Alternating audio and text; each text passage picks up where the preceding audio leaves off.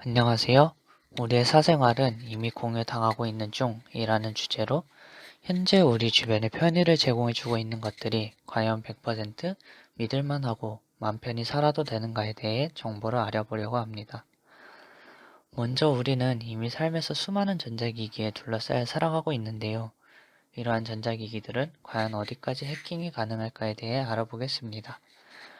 그런 뒤 실제 해킹의 위협을 받고 있는 것과 피해를 입은 적이 있는 사람들의 사례에 대해 알아보도록 하겠습니다.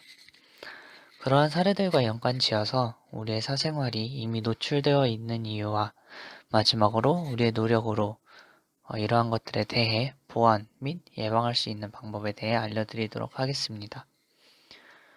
먼저 첫 번째 주제인데요. 간단한 질문을 하나 드리도록 하겠습니다. 우리 주변에 있는 스마트폰, 데스크탑 등 디지털 기기에는 백신과 보안 프로그램이 설치되어 나오는데 과연 백신과 보안 프로그램이 설치되어 있다고 해서 안심하고 사용해도 되는 것일까요? 네, 정답은 우리가 생각할 수 있는 모든 디지털 기기는 해킹이 가능하다라는 것입니다.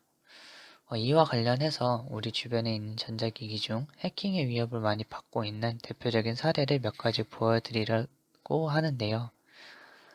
홈캠, 반려동물용 IP 카메라, 스마트폰 화면 해킹에 대해 보여드리도록 하겠습니다.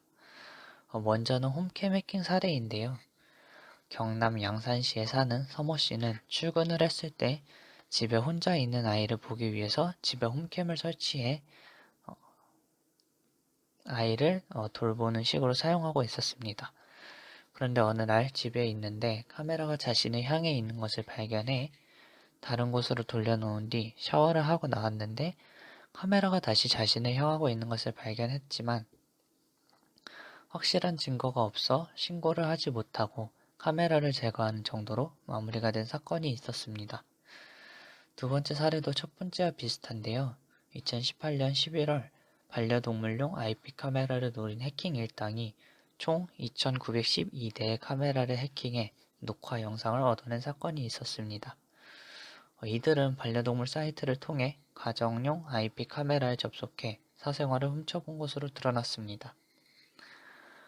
마지막으로는 스마트폰 화면 해킹인데요.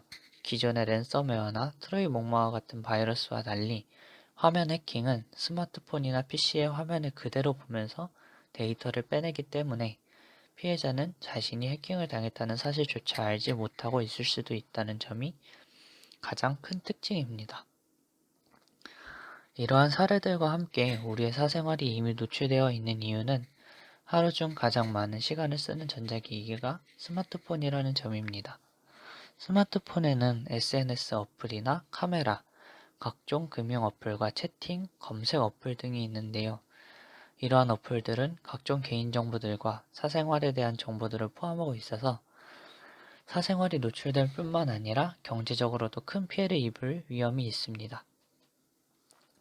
또한 SNS 같은 경우에는 굉장히 많은 사용자가 있는 소셜 네트워크 서비스인데요. 그런 만큼 사생활이 노출됐을 경우 더 큰 피해를 입을 수가 있습니다. 실제로 현재 온라인에서는 75만 원이면 원하는 사람의 SNS를 해킹해주는 온라인 흥신소가 성행하고 있다고 합니다. 또한 추석이나 설날 같은 명절에 자신의 여행 일정이나 고향 방문 등의 사실을 SNS에 공유했을 경우 절도범들의 표적이 되는 경우가 심심치 않게 있다고 합니다. 그리고 스마트폰 해킹과 비슷한 방식의 모니터 해킹과 앞서 소개해드린 캠 해킹 방식 등 우리의 사생활을 위협하는 것들이 굉장히 많이 있는데요. 이러한 위협에서 벗어나기 위해서 지키면 도움이 되는 몇 가지 방법들에 대해 알려드리고 마무리하도록 하겠습니다. 먼저 SNS인데요. SNS 같은 경우 과도한 사생활이나 개인정보를 노출하는 등의 행위를 최대한 자제해야 합니다. 신분증 사진이나 본인의 여행 일정 등을 공유하는 행위는 개인정보 유출과 절도의 표적이 될 수 있기 때문에 자제해야 하고요. PC나 스마트폰을 사용하는 사람의 경우에는 같은 비밀번호를 여러 곳에 사용하지 않는 것과 비밀번호를 생성할 때 특수 문자와 숫자, 문자를 섞어서 생성하는 것, 그리고 금융 어플 같은 경우에는 이중 보안을 설정해 놓고 보안 카드를 캡처해서 저장하거나 계좌번호를 저장해 놓는 등의 행위는 최대한 지양하는 것이 좋습니다. 또한 소프트웨어는 항상 최신 버전을 유지하는 것이 좋기 때문에 버전을 주기적으로 확인하는 것을 추천드립니다. 그리고 카메라 같은 경우에는 노트북에 있는 카메라나 홈캠 같은 경우에 사용하지 않을 땐 반드시 꺼놓는 것이 좋고, 불필요한 캠은 사생활 방지 스티커 등을 활용해서 가려놓는 것이 사생활 방지에 도움이 될 수 있습니다. 이상 사생활 개인정보를 보호할 수 있는 몇 가지 방법들에 대해 알려드렸는데요. 어떻게 보면 이미 알고 있는 것들이지만 이러한 사소한 것들이 사생활 보호에 도움이 되기 때문에 꼭 습관을 들이시기를 추천드립니다. 이상 시청해주셔서 감사합니다.